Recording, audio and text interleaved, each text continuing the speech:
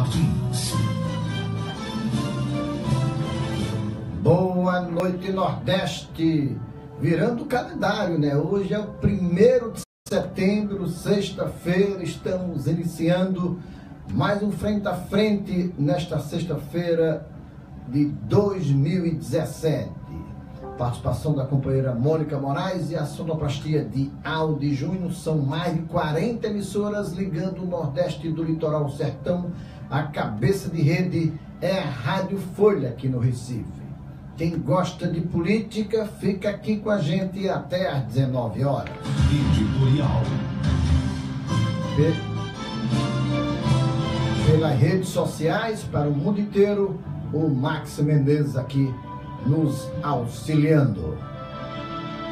Olha, minha gente, eu descobri hoje numa conversa com uma importante figura desses bastidores da cena política estadual, um cenário que está se montando em relação a esta decisão do PMDB nacional de acolher o senador Fernando Bezerra Coelho.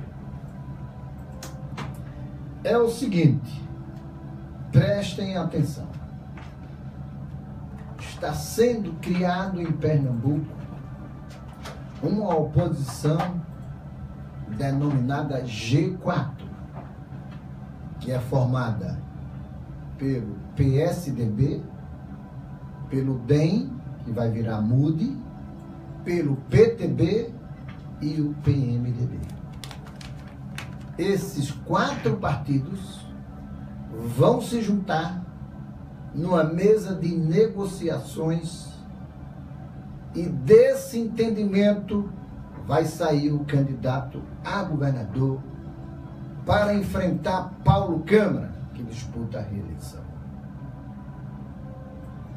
Fala-se, e o PMDB deu esse indicativo ontem, através do presidente nacional da legenda, Romero Jucá, de que o pré-candidato do PMDB é o próprio Fernando Bezerra Coelho ou o filho dele, ministro das Minas e Energia.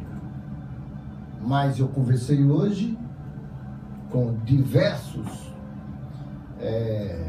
líderes desse G4 e a conversa é o seguinte: o Fernando Filho pode até ser o candidato, mas não é o único nome que vai ser colocado nesta mesa de negociação.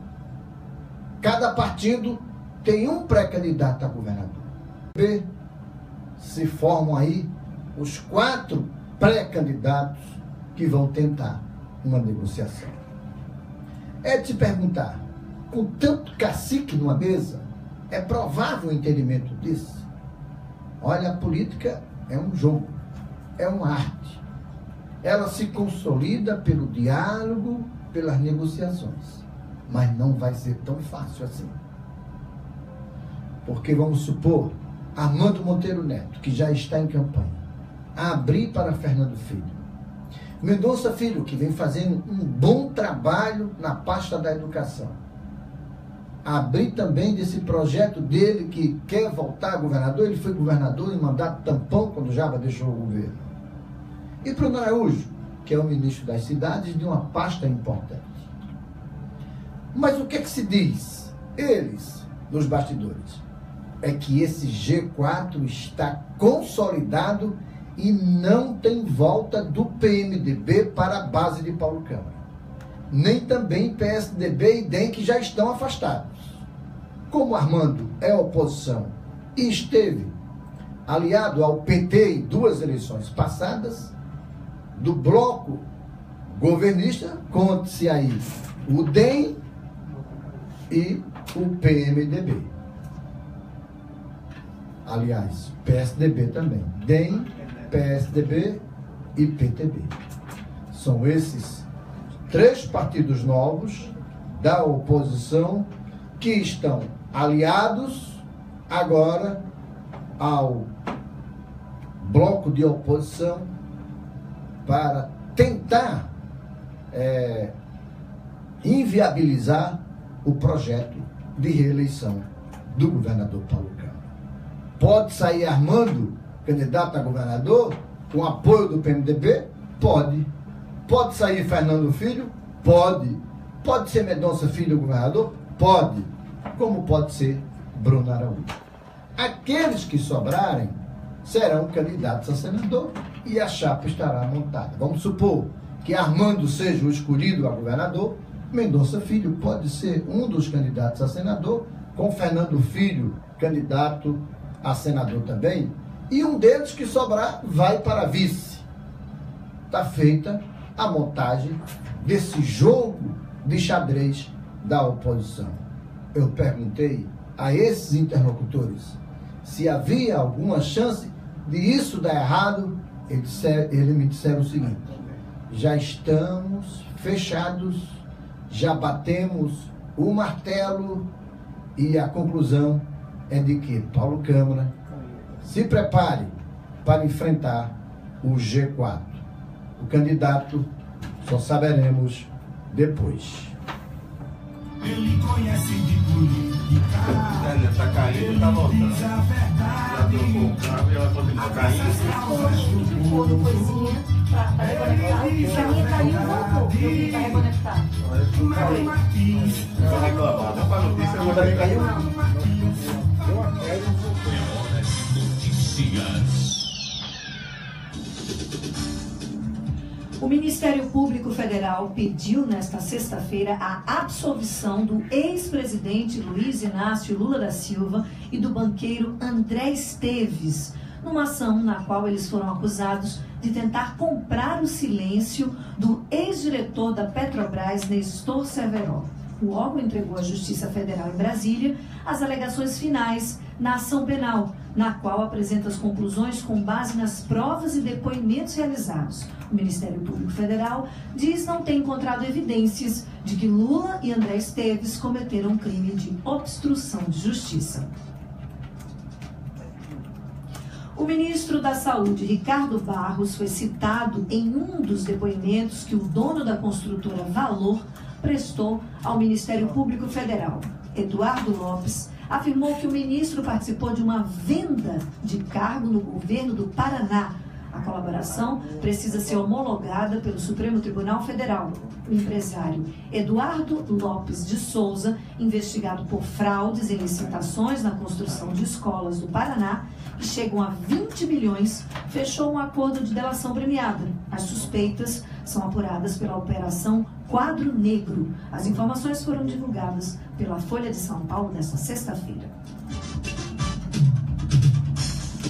De acordo com o Instituto Brasileiro de Geografia e Estatística, o PIB teve expansão de 0,2% em relação ao primeiro trimestre e de 0,3% na comparação com os 3 meses do ano passado, os mesmos 3 meses do ano passado. Para o ministro da Fazenda, Henrique Meirelles, os dados do IBGE divulgados hoje confirmam que o Brasil está superando a pior recessão da história.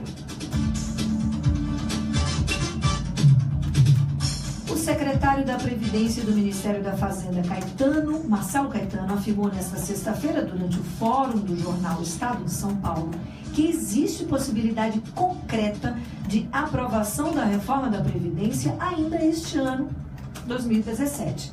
Fazer a reforma agora, disse ele, evita a necessidade de medidas mais duras no próximo ano. Caetano disse a jornalistas que o governo está trabalhando 24 horas por dia e 7 dias por semana para conseguir aprovar a reforma, conforme o texto aprovado em maio na comissão especial formada na Câmara dos Deputados. O advogado britânico Jeffrey Robertson, contratado para representar o ex-presidente Luiz Inácio Lula da Silva no Comitê de Direitos Humanos da ONU, deu como certa a manutenção da condenação do petista nas instâncias superiores. A declaração foi feita durante um jantar organizado por juristas em sua homenagem na última quarta-feira em São Paulo. Joffrey afirmou que a justiça do Brasil é totalmente parcial, por isso tem que recorrer a instâncias internacionais, onde há uma justiça verdadeira, segundo ele. Órgão da ONU propõe que a corrupção sistemática com recursos públicos seja tratada como crime contra a humanidade. Em texto que será submetido ao Conselho de Direitos Humanos da entidade a partir de 11 de setembro, seus autores questionam a devolução feita pelos países receptores de desvios de apenas 1% do valor congelado. O conteúdo elaborado pelo Comitê Consultivo da ONU será votado pelos integrantes do colegiado, que inclui o Brasil. O órgão sugere uma série de medidas contra essa realidade, como garantir a repatriação incondicional de fundos ilícitos aos países de origem e que bancos intermediários financeiros envolvidos em esquemas de corrupção sejam responsabilizados por seu envolvimento e pede sanções criminais. Tomara que o texto seja aprovado realmente, afinal, as instituições estão lucrando com a corrupção, também devem pagar pelos danos causados por ela. Você está